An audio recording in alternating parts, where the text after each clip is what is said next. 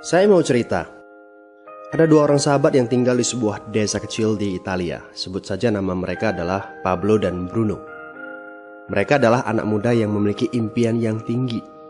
Mereka sering berkhayal bagaimana kalau suatu hari nanti mereka menjadi orang terkaya di desanya. Keduanya merupakan orang yang sangat ambisius. Yang mereka perlukan adalah sebuah kesempatan. Pada suatu hari, kesempatan itu pun datang. Kepala desa memutuskan untuk mempekerjakan kedua anak ini untuk membawa air dari sungai ke sebuah penampungan air di tengah desa. Keduanya masing-masing membawa 2 buah ember dan segera menuju ke sungai. Menjelang sore, keduanya telah mengisi penampungan air sampai penuh. Kepala desa menggaji mereka masing-masing berdasarkan jumlah ember air yang mereka bawa. Wow, Pablo dan Bruno senang sekali. Ini berarti impian mereka akan segera terkabul. Mereka sulit percaya jika mereka bisa mendapatkan rezeki sebanyak ini. Mereka bekerja lebih keras lagi setiap hari agar bisa mengangkut air lebih banyak. Namun, Pablo mulai merasakan ketidaknyamanan. Ia tidak yakin pekerjaan ini bakal buat impiannya terwujud. Punggungnya nyeri dan kedua telapak tangannya lecet-lecet. Kian hari, kian takut saat harus pergi bekerja. Ia pun mulai berpikir keras mencari akal bagaimana caranya membawa air dari sungai ke desanya. Aha, Pablo mendapatkan ide. Bruno, saya punya rencana. Daripada kita mondar-mandir bawa-bawa ember setiap hari, kenapa kita nggak sekalian aja buat sebuah saluran pipa dari sungai ke desa kita? Saluran pipa? Ide dari mana itu? Seru Bruno. Kita udah punya kerjaan yang bagus, Pablo. Saya bisa bawa 100 ember sehari. Saya akan jadi orang kaya. Di akhir minggu, saya bisa beli pakaian baru. Pada akhir bulan, saya bisa beli seekor sapi. Dan pada akhir tahun, saya bisa bangun sebuah gubuk baru. Nggak ada kerjaan sebagus ini di desa ini. Setiap minggu kita bisa liburan. Setiap akhir tahun, kita berhak cuti selama 2 minggu dengan gaji utuh. Kita akan punya hidup yang layak. Jadi buang jauh-jauhlah pikiran untuk bangun saluran pipa. Tapi Pablo tidak putus asa. Ia akhirnya memutuskan untuk bekerja paruh waktu. Ia tetap bekerja mengangkut ember-ember air. Separuh waktunya, serta di akhir pekan, dia luangkan waktu untuk bangun saluran pipanya.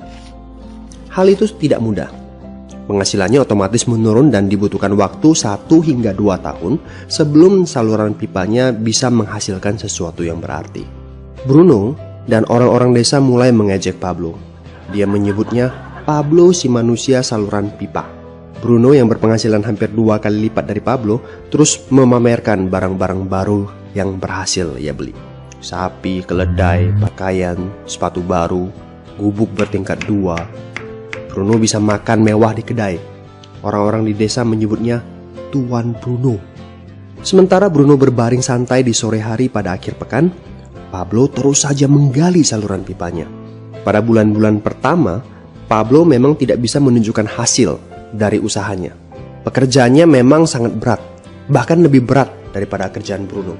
Karena Pablo juga harus bekerja pada malam hari. Demikian pula di akhir minggu. Tapi Pablo selalu mengingatkan pada diri sendiri bahwa impiannya dibangun berdasarkan pada perjuangan yang dilakukan hari ini. Dari hari ke hari, dia terus menggali, inci demi inci. Sedikit demi sedikit, lama-lama jadi bukit. Dari 1 inci kemudian menjadi 1 kaki. Kemudian jadi 10 kaki.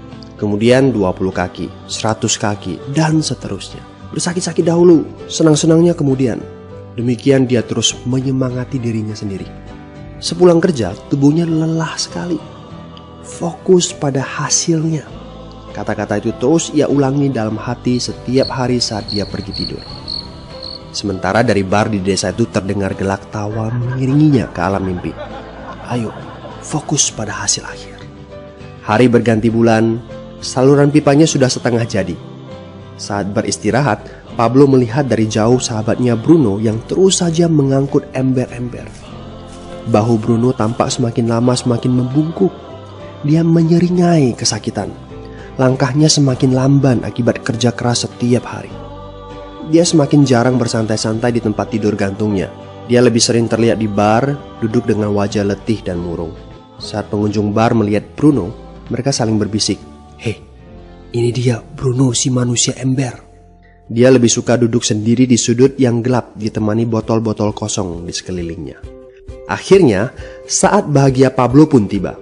Saluran pipanya sudah rampung. Orang-orang desa berkumpul saat air mulai mengalir dari saluran pipanya menuju ke penampungan air di desa.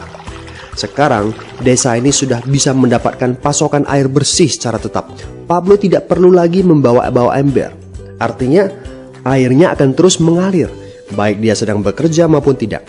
Air itu mengalir saat dia makan, saat dia tidur. Air itu mengalir di akhir minggu ketika dia asyik bermain. Semakin banyak air yang mengalir ke desa itu, semakin banyak pula uang yang mengalir ke kantong Pablo. Apa moral dari cerita ini? Pertanyaan yang paling penting untuk kita renungkan adalah, siapakah Anda? Seorang pembawa ember atau seorang pembuat saluran pipa? Apakah Anda hanya mendapatkan penghasilan jika Anda datang ke tempat kerjaan, seperti Bruno pengangkut ember? Atau Anda termasuk orang yang bekerja hanya sekali saja, kemudian Anda dibayar terus-menerus, seperti Pablo pembuat saluran pipa? Jika Anda termasuk orang kebanyakan, itu berarti Anda bekerja dengan menggunakan pola pembawa ember.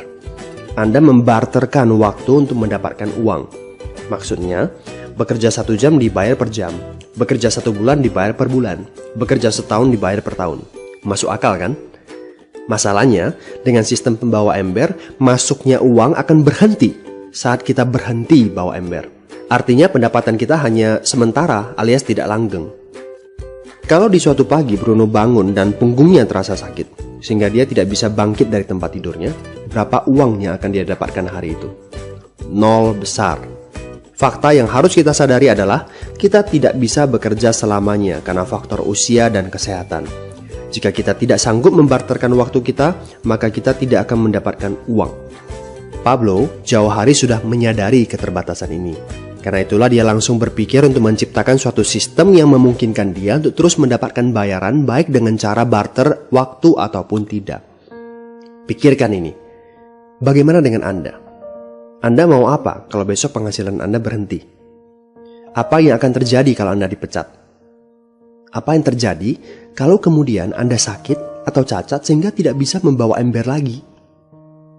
Bagaimana seandainya perawatan kesehatan yang mendadak yang harus Anda jalani menghabiskan uang tabungan Anda? Apa yang terjadi bila uang tabungan Anda itu langsung menguap dalam semalam? Kalau penghasilan Anda berhenti besok, untuk berapa lama Anda bisa membayar hipotek Anda?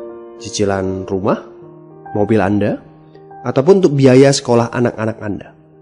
1 tahun, 6 bulan, 3 bulan, atau 3 minggu? Jelas. Apakah Anda bekerja sebagai penyapu jalan, bekerja di kantor, punya jabatan tinggi, atau memiliki toko, seorang profesional di bidang tertentu, tetap saja Anda membarterkan antara satuan waktu dengan satuan uang. Apakah dengan cara demikian Anda akan aman? Satu-satunya jalan untuk menciptakan keamanan yang sesungguhnya adalah seperti yang dilakukan oleh Pablo, yaitu membangun saluran pipa saat Anda masih bekerja sebagai pembawa ember. Dengan membangun sebuah saluran pipa, Anda cukup mengerjakan pekerjaan sekali saja, capeknya sekali saja, tetapi Anda akan dibayar terus-menerus. Saluran pipa ini akan memberikan Anda penghasilan walaupun Anda sedang tidur ataupun Anda sedang main. Penghasilan ini juga akan terus Anda peroleh setelah Anda pensiun, pada saat Anda sedang sakit ataupun cacat sehingga tidak bisa bekerja, dan juga dalam situasi darurat. Inilah yang disebut sebagai penghasilan pasif. Anda tahu, saat ini kami sedang membangun saluran pipa yang akan memberikan penghasilan pasif. Mau tahu caranya? Hubungi teman yang meminta Anda untuk menonton video ini. Dia punya akses untuk informasi yang Anda butuhkan. Mintalah video lanjutannya, atau jika memungkinkan, bertemu langsung dengan teman Anda.